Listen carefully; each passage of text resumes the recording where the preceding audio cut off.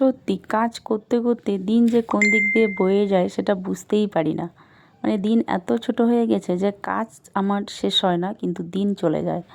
তো যাই হোক, এদিকে আমি কাপড় কাচছিলাম, হঠাৎ শুনলাম মুড়িওয়ালা আসছে, তাই কী করলাম, কাপড় কাচা বাদ দিয়ে চলে আসলাম মুড়িওয়ালার কাছে মুড়ি নিতে।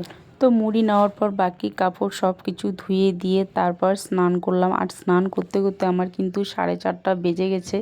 তো কী করব, ঠান্ডাও লাগছে। তো স্নান টান করে তারপর খাওয়া দাওয়া করে নিয়েছি। এইদিকে সন্ধ্যাবেলা এই যে একটা বদ অভ্যেস হয়ে গেছে আমার, সন্ধ্যাবেলা আমার কিছু না কিছু কিন্তু খেতেই হবে, না খেলে না ভালো লাগে না সত্যি। আর শীতকালের দিন একটু খেতেও তো ভালো লাগেই।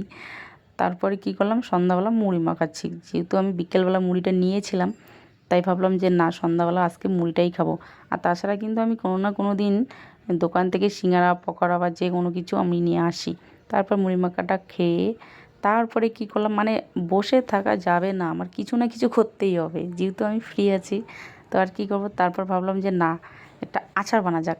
তারপরে যে এখানে কাঁচা লঙ্কা আর আছে গাজর দিয়ে তারপরে বানাচ্ছি। আর এই লঙ্কাগুলো আমি আচার বানানোর জন্যই কিন্তু রেখেছিলাম আর কি।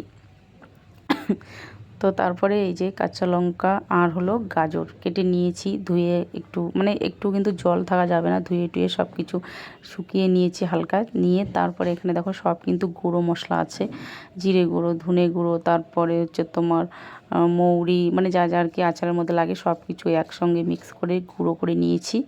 তারপরে যে সর্ষের তেল গরম করে দিলাম কিন্তু, হ্যাঁ এটাকে ভালো করে নাড়াচাড়া করে নিতে হবে। আর কাশ্মীরি লঙ্কাও কিন্তু দেওয়া আছে, ভালো করে নাড়াচাড়া করে নিয়ে